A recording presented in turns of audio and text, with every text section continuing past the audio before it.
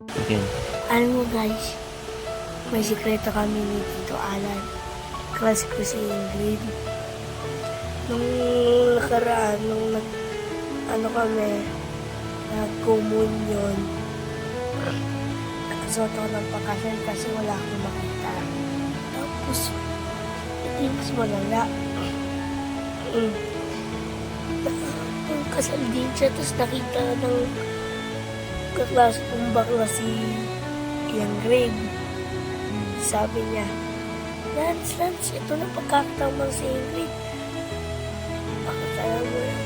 Ito, hindi naman, Dok. Sabi niya, isa pa. Ako niya lang nila.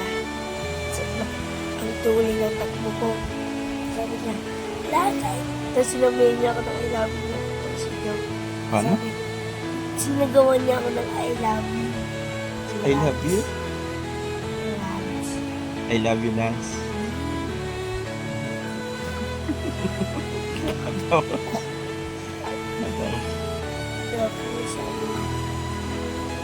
ang flying kiss. Sino nag-flying kiss? Siyempre, yung crush ko. Tapos sabi ko, Oh. tumakbo ako.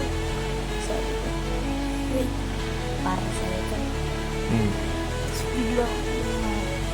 bigla akong niyagap. Tapos bigla akong ginaganto sa ano ko na namumula na. Alin? Kasi kaya ganun na sakit. Kaya mo, ang maganda kong crush na si Ingrid. Ganun. Isang tanong ko lang sa'yo. Kailangan masagot mo to ng maayos, ha? Ano? Tuloy ka na ba? Di pa. Siyempre, may 8 pa lang ako magdanay na.